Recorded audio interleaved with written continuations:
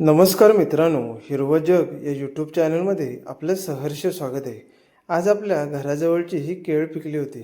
म्हणजे झाडावरची जी पिकलेली केळ आहे, ती खाण्याची मजा पण काही वेगळीच असते. तर आपण बघू शकता की हे जे केळीचं घड आहे, ते अर्धी केळी पिकली आहेत, अर्धी कच्चे आहेत. तर ह्या कच्च्या केळांपासून आपण वेफर्स बनवणार आहोत.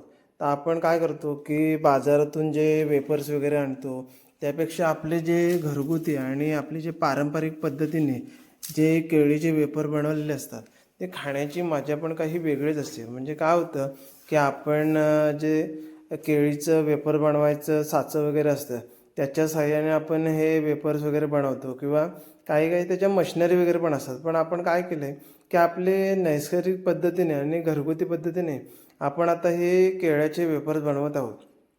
तर आपण हे कच्चं केळ घेतलं आहे आणि ते सुरीच्या साहाय्याने आता आपण कापणार आहोत. म्हणजे काय होतं की ही जी केळ्याची साल वगैरे असते, ती भरपूर म्हणजे एकदम जाड असते आणि ती हाताने सहजासहजी निघत नाही.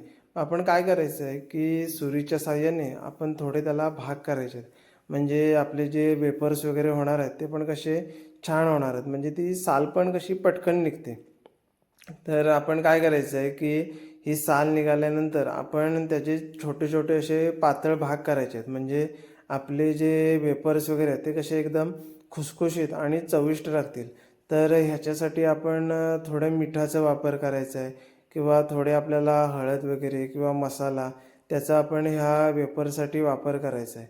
तर काय होतं माहिती आहे की आपण जे बाजारातनं वेफर्स वगैरे आणतो, त्यामध्ये कसं त्यामध्ये जास्त प्रमाणात जे मसाले वगैरे असतात ते वापरलेले असतात. तर आपण काय करायचं की आपण जे मसाले वगैरे आहेत ते कमी प्रमाणात वापरायचे. म्हणजे आपल्या चवीनुसार आपण हे मसाले वापरू शकतो. तर काय होतं की हे केळीचे काप केल्यानंतर आपण काय करायचं आहे की थोडं आपण हे पाण्यामध्ये टाकायचं आहे. म्हणजे काय होणार की आपल्याला समजा जास्त प्रमाणात आपली जर केळी वगैरे असतील, तर हे काप काळे पडू नये म्हणून आपण त्याला पाण्यात ठेवायचं आहे. आणि जर तुम्हाला लगेचच करायचे असतील, तर आपण काय करायचं आहे की हे कापायचे आणि डायरेक्ट आपल्या कढईमध्ये टाकायचे. तर तत्पूर्वी आपण काय करायचं आहे की जी कढई वगैरे असते, ती कढई चांगल्या प्रकारे आपण गरम करून घ्यायची आहे. म्हणजे काय होणार की आपले जे वेफर्स वगैरे आहेत ते चांगल्या पद्धतीने होणार. म्हणजे जी खाण्याची मजा असते ती पण काही वेगळीच असते.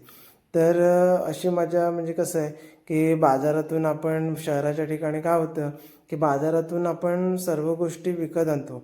पण ग्रामीण भागामध्ये कसं असतं, ग्रामीण भागामध्ये आता आपण बघितलं की प्रत्येकाच्या परसबागेमध्ये एक तरी केळीचं झाड असतं. म्हणजे केळीच्या झाडाचं कसं आपल्याला केळी वगैरे मिळतात किंवा त्याची जी पानं वगैरे असतात, त्या पानांचा पण उपयोग होतो.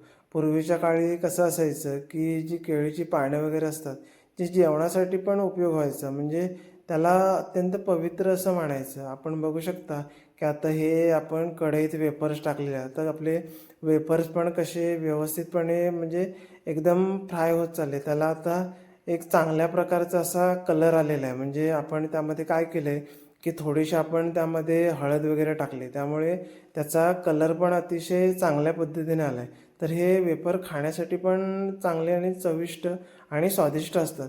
तर तुम्हाला केळीचे वेफर कसे वाटले ते कमेंट करून नक्की सांगा.